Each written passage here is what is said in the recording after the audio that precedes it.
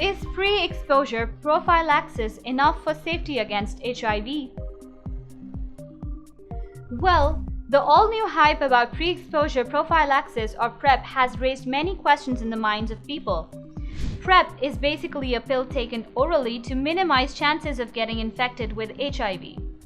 Research says that it is good for preventing HIV if used as prescribed, but it is much less effective when not taken consistently. So does that make you skeptical and not quite sure if PrEP alone is your answer to saving yourself from contracting HIV? Being skeptical is okay. Maybe you're not sure about this comparatively new HIV prevention strategy being effective. You think it's a hard pill to swallow and is not something you want to entirely depend on. You have genuine concerns, and that's perfectly normal.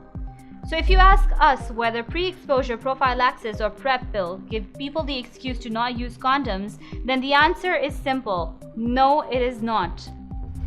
Until now, adopting safer techniques, including condom use, has been the only option available for people who wish to protect themselves from becoming HIV infected. Lots of people were able to successfully change their behavior in the late 1980s and early 1990s, so much so that the rate of new infections dropped by an amazing degree. Since then, however, helping people maintain this safer behavior or getting younger people to adopt them has gotten a lot harder.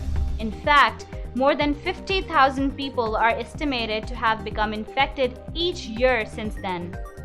That's about 800,000 new infections. So what does that have anything to do with PrEP-ing?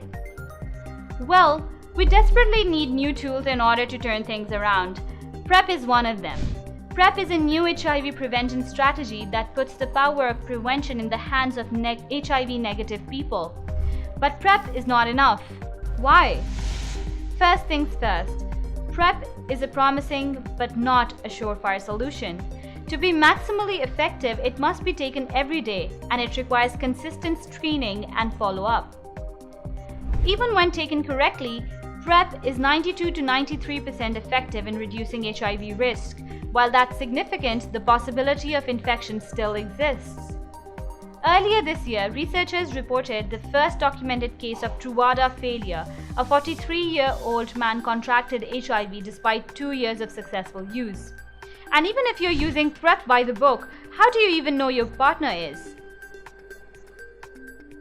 Then there's another reason why PrEP is not enough. PrEP doesn't prevent other STDs.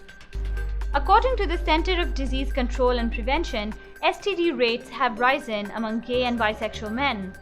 From 2013 to 2014, syphilis rates increased by 15% and gonorrhea and chlamydia climbed by 5.1% and 2.8% respectively. And while Truvada, the only combination drug currently approved for PrEP, has made significant impact, its popularity is creating a bias. Studies suggest that some people who use PrEP utilize condoms with less regularity. One San Francisco study found that a 30% increase in STDs among PrEP users after 6 months.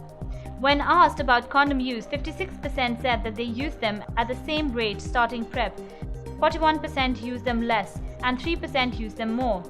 After 1 year, half had an infection, chlamydia, gonorrhea, or syphilis. So what's the point in risking it, For more information on staying safe and healthy, sign up at Abudo's online platform for HIV and AIDS. Don't forget to like, share, and subscribe.